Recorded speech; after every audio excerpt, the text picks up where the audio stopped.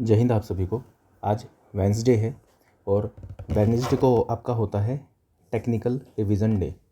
तो टास्क 9 में आप अपना टेक्निकल रिवाइज करोगे। ये प्री के बच्चों के लिए भी है और मेंस के एस्पिरेंट्स के लिए भी है।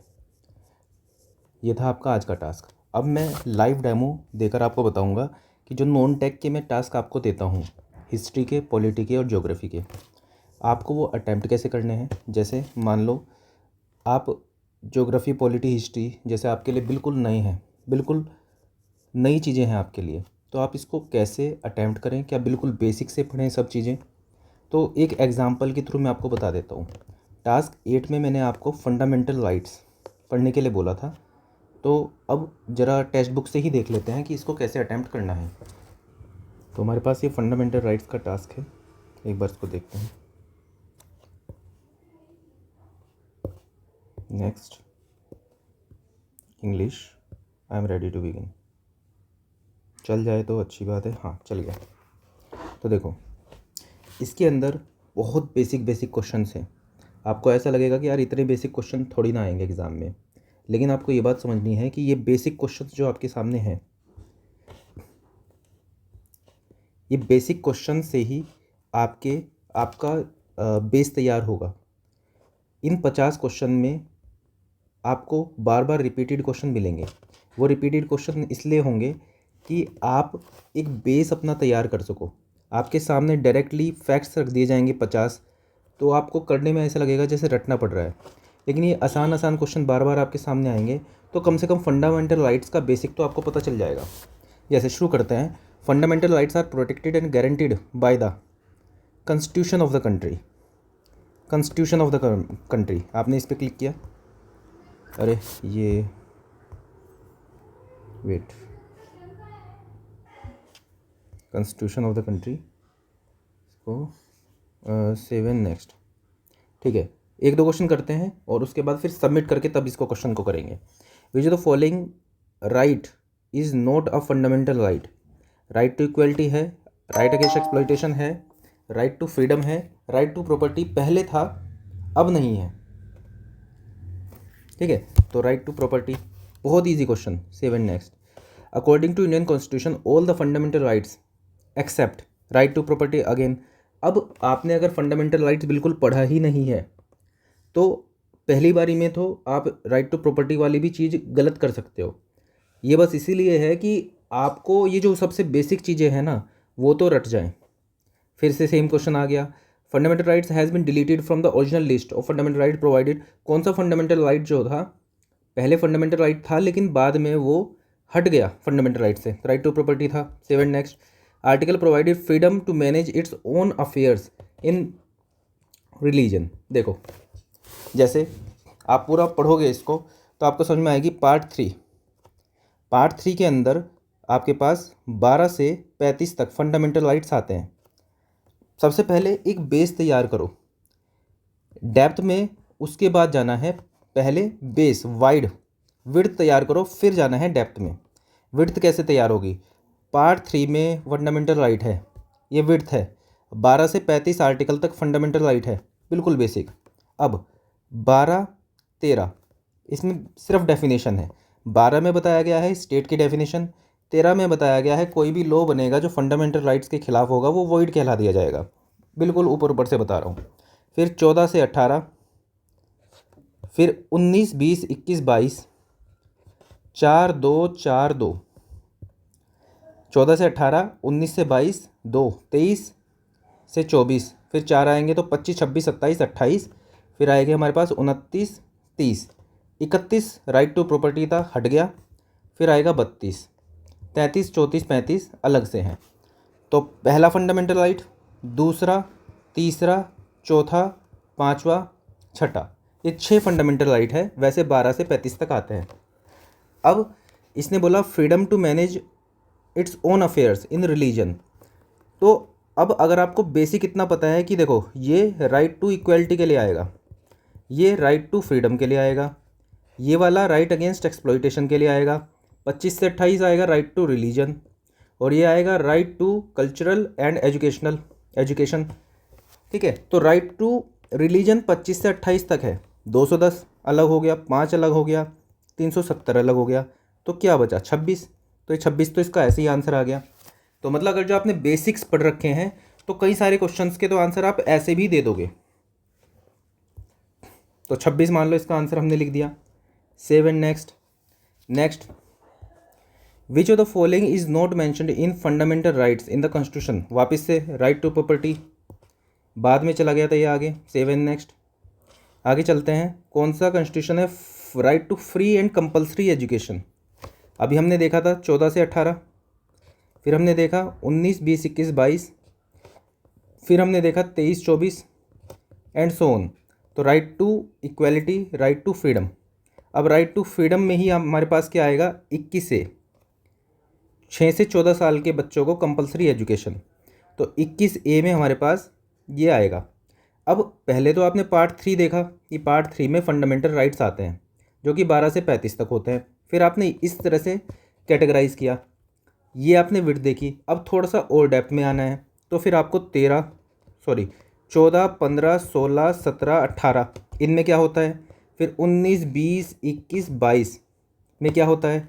तो मतलब आपने जब पहले ये चीज़ जान ली, आप डायरेक्टली 20 को जानोगे तो रटने वाली चीज़ हो जाएगी। आप समझो पहले आप सिर्फ कैटेगराइज ही मान लो कि राइट टू इक्वलिटी कौन से में आता है, राइट टू रिलीजन कौन से वाले में आता है। पहले बड़ा बड़ा बेसिक ये समझो। जब आप ये समझ जाओगे तो तब जाके एक डेप्थ लेयर में आना। उसमें आप देखोगे 14, 15, 16, 17, 18।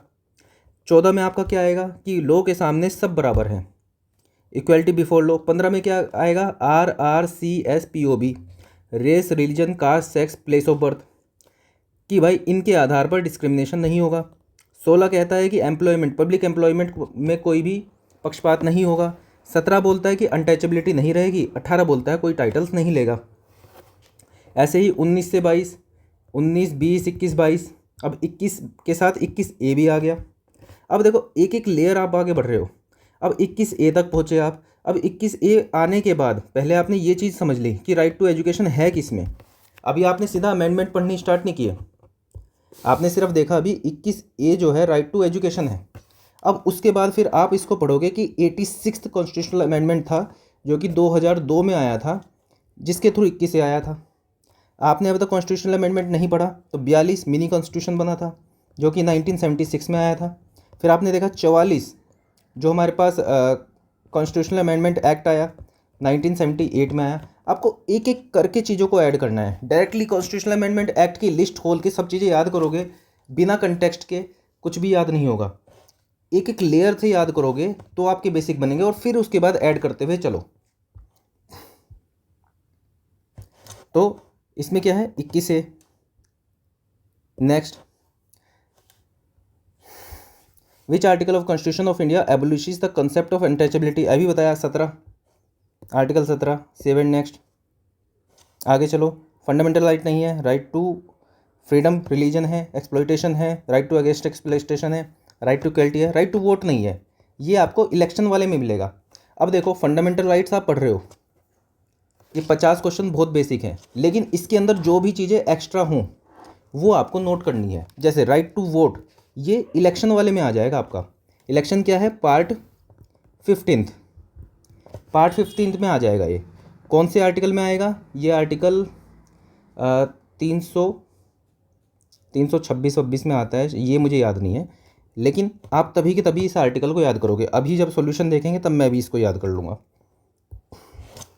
तो इसका आंसर ये होगा। सेव एंड नेक्स्ट, बस 15 तक देखेंगे, फिर इसको सबमिट करके इसके सॉल्यूशन से देखेंगे क्या क्या चीज़ें निकालनी है। Article 17 untouchability. Next, constitution with the recognition of right to education as a fundamental right, कौन सा 21 से। Save and next, fundamental remove from the 44th constitutional amendment act. 44th constitutional amendment act जो था हमारा 1978 में आया, ये भी याद करना है। तो कौन सा राइट टू प्रॉपर्टी हटा दिया जो कि 31 में था, आर्टिकल 31 में था, उसको हटा के 300A में डाल दिया। अब ये डिटेल्स थी आपने पहली बारी में याद नहीं करी, लेकिन जब ये क्वेश्चन आया, अब प्रोटेक्शन माइनॉरिटी, ये कंपल्सरी एक्विजिशन ऑफ प्रॉपर्टी, तो जब ये इस क्वेश्चन में आया तो आपने इसको याद कर लिया वैसे इसको पहली बारी में याद नहीं किया था, अब बार बार right to property, right to property. अब ये नहीं कि 50 क्वेश्चन रट लोगे तो सिलेक्शन हो जाएगा। इनको समझो कि इसके अंदर क्या क्या चीज़ें डेटा मिल रहे हैं आपको, उन डेटा को लिखो, समझो, याद करो। अब आपने एक नए डेटा आपको आए, अब इनको याद करना स्टार्ट करो। 44 था कॉन्स्टिट्यूशन अमेंडमेंट एक्ट 1978, आर्टिकल 31 को हटा दिया, 300A में वो चला गया था। इस तरह से चीज़ों को याद करो। 13 देखते हैं।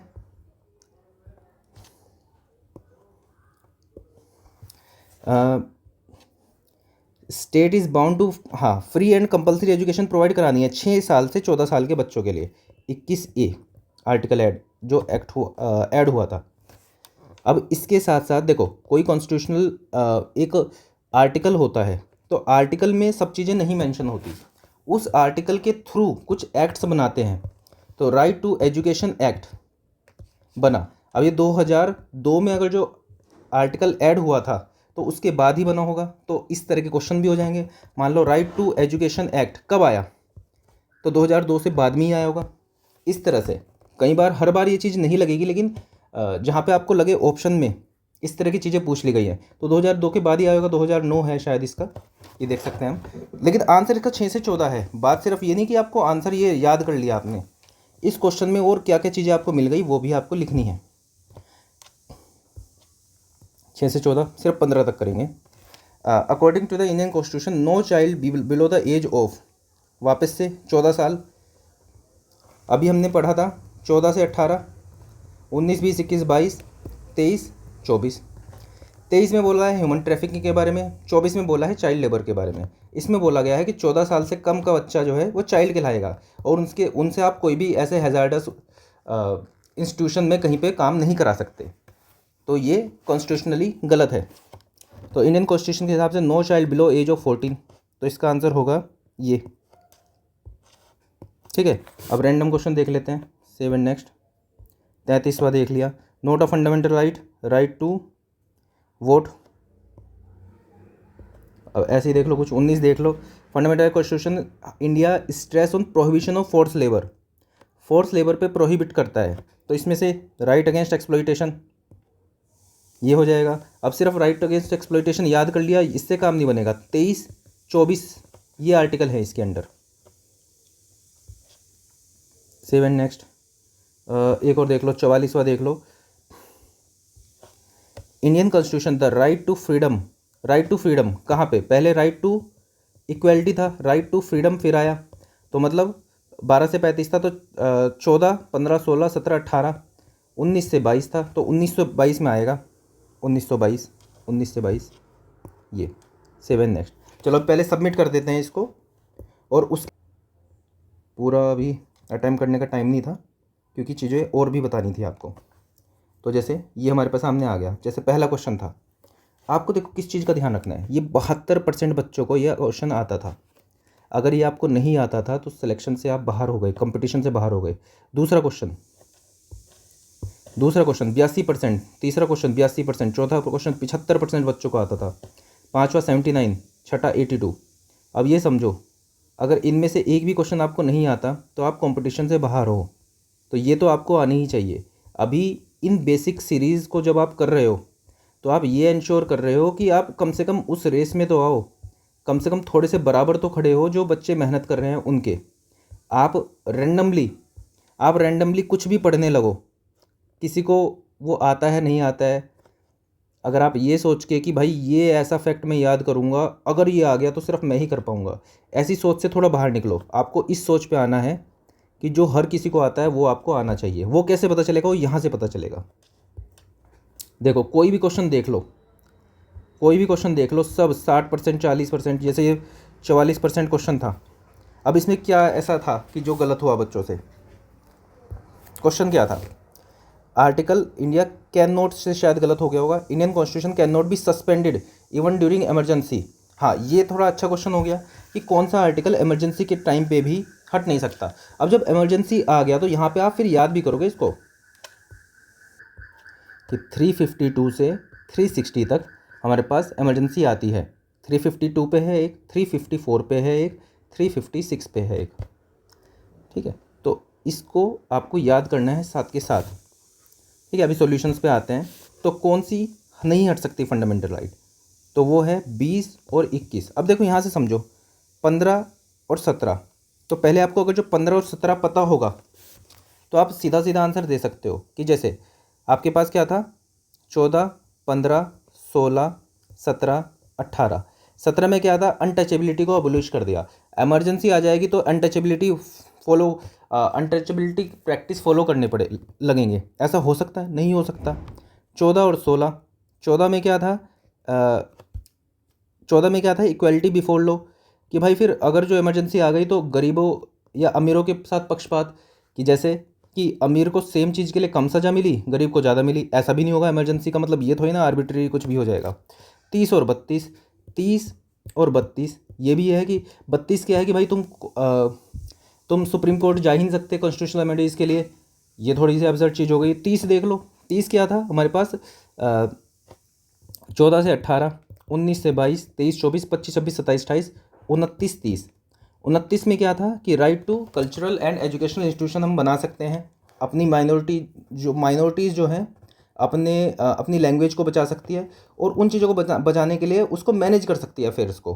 30, तो इसका कोई भी मतलब नहीं है, इससे इमरजेंसी के टाइम पे इस चीज़ लीस्ट फ़र्क पड़ेगा इस चीज़ से। तो इसका आंसर है 20 और 21। 20 में बताया गया क्या है, right to freedom. Right to freedom के 3 पार्ट हैं। नहीं, राइट टू फ्रीडम में आर्टिकल 20 है। आर्टिकल 20 में 3 चीज़ें बताई गई है।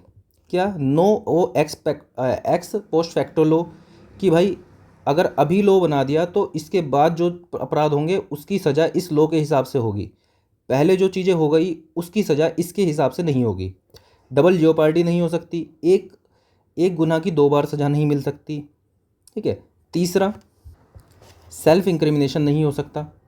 तो ये चीज़ हमें लॉजिकल भी लग रही है, बाकी इतना सोचने की ज़रूरत नहीं है। जब आप ये क्वेश्चन, पहली बात तो ये क्वेश्चन ऐसे बेसिक हैं, इतनी बार पूछे जा चुके हैं, आप कर ही दोगे। लेकिन देखो 44%, तो थोड़ा तो अच्छा क्वेश्चन था ये।